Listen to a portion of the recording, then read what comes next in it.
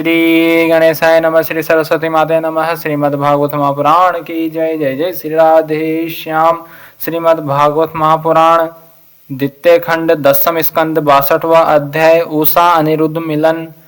राजा परीक्षित ने पूछा, महायोग संपन्न मुनीश्वर, मैंने सुना है कि यदुवंश शिरोमणि अनिरुद्ध जी ने बाणासुर की पुत्री उषा से विवाह किया था और इस प्रसंग में भगवान श्री कृष्ण और शंकर जी का बहुत बड़ा घमासान युद्ध हुआ था। आप कृपा करके यह वृत्तांत विस्तार से सुनाइए। श्री सुखदेव जी ने कहा, परीक्षित महात्मा, बलि की कथा तो तुम सुन ही चुके हो। उन्होंने वामन रूपधारी भगवान को सारी पृथ्वी का दान कर दिया था। उनके 100 लड़के थे, उनमें सबसे बड़ा था बाणासुर। दैत्यराज बलि का औरस पुत्र बाणासुर भगवान शिव की भक्ति में सदा रत रहता था। समाज में उसका बड़ा आदर था। उसकी उदारता और बुद्धिमत्ता प्रशंसनीय थी। उसकी प्रतिज्ञा अटल होती थी और सचमुच वह बात का धनी था। उन दिनों वह परम रमणीय सोनितपुर में राज्य करता था। भगवान शंकर की कृपा से इंद्रादि देवता नौकर चाकर की तरह उसकी सेवा करते थे। उसके 1000 भुजाएं थी। एक दिन जब भगवान शंकर तांडव नृत्य कर रहे थे, तब उसने अपने 1000 हाथों से उन अनेकों प्रकार के बाजे बजाकर उन्हें प्रसन्न कर लिया। सचमुच भगवान शंकर बड़े ही भक्त वत्सल है और शरणागत रक्षक है। समस्त भूतों के एकमात्र स्वामी प्रभु ने बाणासुर से कहा, तुम्हारी जो इच्छा हो मुझसे मांग लो। बाणासुर ने कहा, भगवान आप मेरे नगर की रक्षा करते हुए यहीं रहा करे। एक दिन बल पौरुष के घमंड में चूर बाणासुर ने अपने समीप ही स्थित भगवान शंकर के चरण कमलों को सूर्य के समान चमकीले मुकुट से छूकर प्रणाम किया और कहा, देवादिदेव, आप समस्त चराचर जगत के गुरु और ईश्वर हैं। मैं आपको नमस्कार करता हूँ। जिन लोगों के मनोरथ अब तक पूरे नहीं हुए हैं, उनको पूर्ण करने के लिए आप कल्प वृक्ष है। भगवान, आपने मुझे 1000 भुजाएं दी है, परंतु वे मेरे लिए केवल भार रूप हो रही है, क्योंकि त्रिलोकी में आपको छोड़कर मुझे अपनी बराबरी का कोई और वीर योद्धा ही नहीं मिलता जो मुझसे लड़ सके। आदिदेव, एक बार मेरी बाहों में लड़ने के लिए इतनी खुजलाहट हुई कि मैं दिग्गजों की ओर चला, परंतु वे भी डर के मारे भाग खड़े हुए।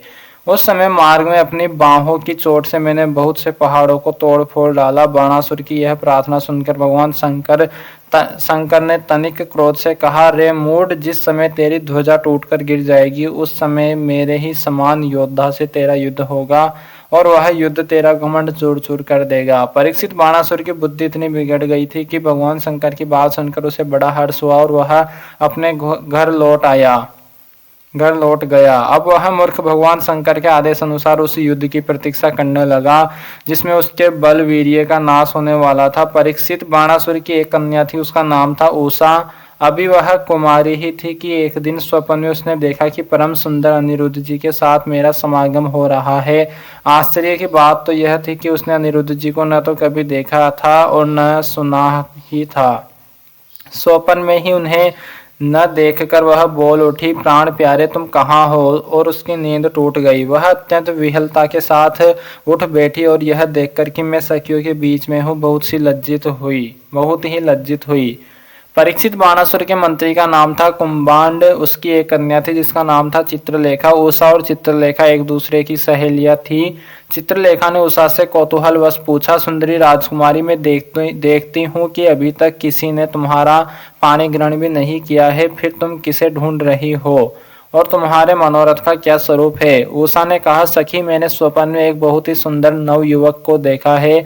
उसके शरीर का रंग सांवला सांवला सा है, नेत्र कमल दल के समान है, शरीर पर पीला पीला पीतांबर फहरा रहा है, भुजाएं लंबी लंबी है और वह स्त्रियों का चित्त चुराने वाला है। उसने पहले तो अपने अधरों को मधुर मधु मुझे पिलाया, परंतु मैं उसे अगाकर पी ही न पाई थी कि वह मुझे दुख के सागर में डालकर न जाने कहाँ चला गया।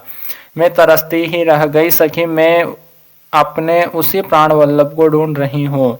चित्रलेखा ने कहा, सखी, यदि तुम्हारा चित्तचोर त्रिलोकी में कहीं भी होगा और उसे तुम पहचान सकोगी तो मैं तुम्हारी विरह व्यथा अवश्य शांत कर दूंगी। मैं चित्र बनाती हूँ, तुम अपने चित्तचोर प्राण वल्लभ को पहचान कर बतला दो, फिर वह चाहे कहीं भी होगा, मैं उसे तुम्हारे पास ले आऊंगी। यूं कहकर चित्रलेखा ने बात की बात में बहुत से देवता, गंधर्व, सिद्ध, चारण, पन्नग, दैत्य, विद्याधर, यक्ष और मनुष्यों के चित्र बना दिए। मनुष्य में उसने वृषणी वंशी वसुदेव जी के पिता सूर, स्वयं वासुदेव जी, बलराम जी और भगवान श्री कृष्ण आदि के चित्र बनाए। प्रद्युम्न का चित्र देखते ही उषा लज्जित हो गई। परीक्षित जब उसने अनिरुद्ध का चित्र देखा तब तो लज्जा के मारे उसका सिर नीचा हो गया। फिर मंद मंद मुस्कुराते हुए उसने कहा, मेरा वह प्राण वल्लभ यही है, यही है। परीक्षित चित्रलेखा योगिनी थी। वह जान गई कि ये भगवान श्री कृष्ण के पौत्र है। अब वह आकाश मार्ग से रात्रि में ही भगवान श्री कृष्ण के द्वारा सुरक्षित द्वारिकापुरी में पहुंची। वहां अनिरुद्ध जी बहुत ही सुंदर पलंग पर सो रहे थे। चित्रलेखा योग सिद्धि के प्रभाव से उन्हें उठाकर शोणितपुर ले आई और अपनी सखी उषा को उसके प्रियतम का दर्शन करा दिया। अपने परम सुंदर प्राण वल्लभ को पाकर आनंद की अधिकता से उसका मुख कमल प्रफुल्लित हो उठा। वह अनिरुद्ध जी के साथ अपने महल में विहार करने लगी। परीक्षित उसका अंतःपुर इतना सुरक्षित था कि उसकी ओर कोई पुरुष झांक तक नहीं सकता था। उषा का प्रेम दिन दूना रात चौगुना बढ़ता जा रहा था। वह बहुमूल्य वस्त्र, पुष्पों के हार, इत्र, फुलेल, धूप, दीप, आसन और आदि सामग्रियों से सुमधुर पेय, पीने योग्य पदार्थ, दूध, शरबत आदि भोज्य, चबाकर खाने योग्य और भक्ष्य निगल जाने योग्य पदार्थों से तथा मनोहर वाणी एवं सेवा शुश्रूषा से अनिरुद्ध जी का बड़ा सत्कार करती। उषा ने अपने प्रेम से उनके मन को अपने वश में कर लिया। अनिरुद्ध जी उस कन्या के अंतःपुर में छिपे रहकर अपने आप को भूल गए। उन्हें इस बात का भी पता न चला कि मुझे यहाँ आए कितने दिन बीत गए। परीक्षित यदु कुमार अनिरुद्ध जी के सहवास से उषा का कुंवारापन नष्ट हो चुका था। उसके शरीर पर ऐसे चिन्ह प्रकट हो गए जो स्पष्ट इस बात की सूचना दे रहे थे और जिन्हें किसी प्रकार छिपाया नहीं जा सकता था। उषा बहुत प्रसन्न भी रहने लगी। पहरेदारों ने समझ लिया कि इसका किसी न किसी पुरुष से संबंध अवश्य हो गया है। उन्होंने जाकर बाणासुर से निवेदन किया, राजन, हम लोग आपकी अविवाहित राजकुमारी का जैसा रंग देख रहे हैं वह आपके कुल पर बट्टा लगाने वाला है। प्रभु, इसमें संदेह नहीं कि हम लोग बिना क्रम टूटे रात दिन महल का पहरा देते रहते हैं। आपकी कन्या को बाहर के मनुष्य देख भी नहीं सकते, फिर भी वह कलंकित कैसे हो गई, इसका कारण हमारी समझ में नहीं आ रहा है। परीक्षित पहरेदारों से यह समाचार जानकर कि कन्या का चरित्र दूषित हो गया है, बाणासुर के हृदय में बड़ी पीड़ा हुई। वह झटपट उषा के महल में जा दमका और देखा कि अनिरुद्ध जी वहां बैठे हुए हैं। प्रिय परीक्षित, अनिरुद्ध जी स्वयं कामावतार प्रद्युम्न जी के पुत्र थे। त्रिभुवन में उनके जैसा सुंदर और कोई न था।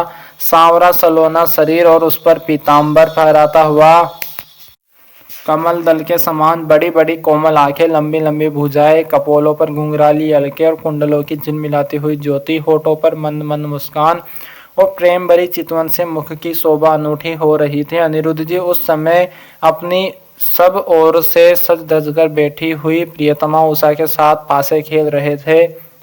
उनके गले में बसंती बेला के बहुत सुंदर पुष्पों का हार सुशोभित हो रहा था और उस हार में उषा के अंग का संपर्क होने से उसके वक्ष स्थल की केसर लगी हुई थी।